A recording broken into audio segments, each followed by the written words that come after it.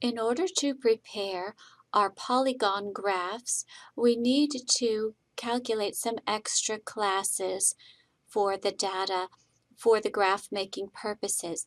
We need to include the class before this one and a class after this one. So a previous class and a subsequent class. So I have copied over this from our previous work in problem 2.18. So you can copy it over. You can also work on the same worksheet page. This is where we were before, and I had just copied it over because I didn't want you to get confused. But you're welcome to work in the same sheet if you so choose.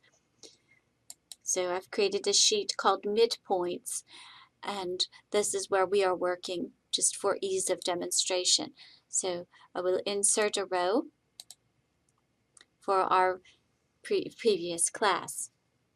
So in order to get our lower class limit, we need to subtract 19 from the 79, which would be our upper class limit. Our upper class limit would be, we know that these upper class limits are going by a class width of $20. As you can see here, and we've done the previous calculations earlier in problem 2.18. But another way that you can see it is the class width. All of these numbers are increasing by $20. So a quick way to get the upper class limit for the previous class would be to subtract $20 from this 99, and we would get 79.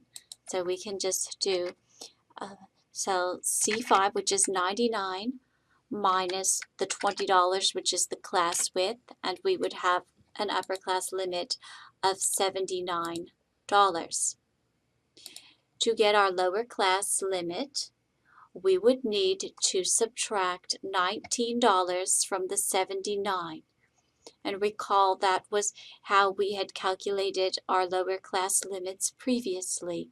We had taken the class width and subtracted 1 unit out of it because we already have our upper class limit. That was why we subtracted 1 unit out, and that's how we got the 19. So 79 minus 19, that would be here. So equals C4 minus 19. So 79 minus 19 is $60. So this would be our previous class. The midpoint we would calculate in the same way. We would add the lower and upper class limits together and divide by 2.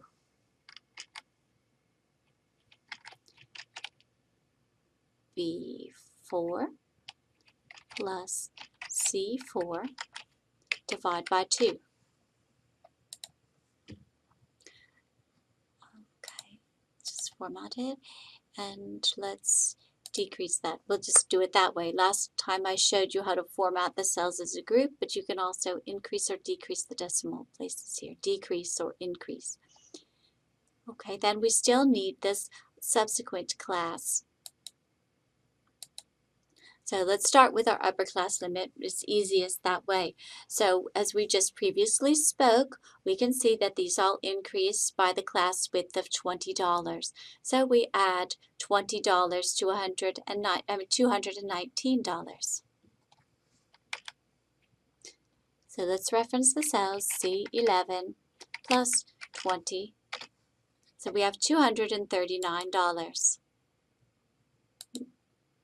I like to keep it all the same type font, and this hadn't been formatted for that earlier.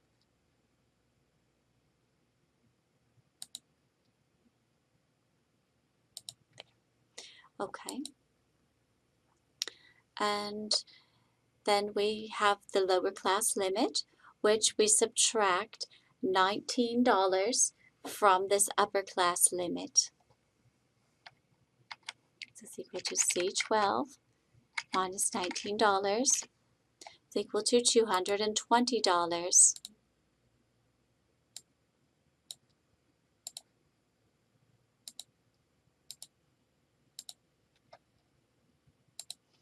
Okay, and next we calculate our class midpoint, which is adding the lower and upper class together, dividing by 2.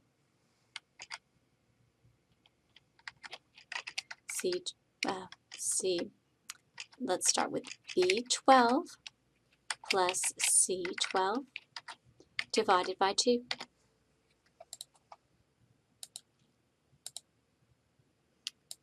I should have reformatted this, but it's okay. It's just a quick demo, and we'll decrease that decimal. Okay, and be sure to save your work.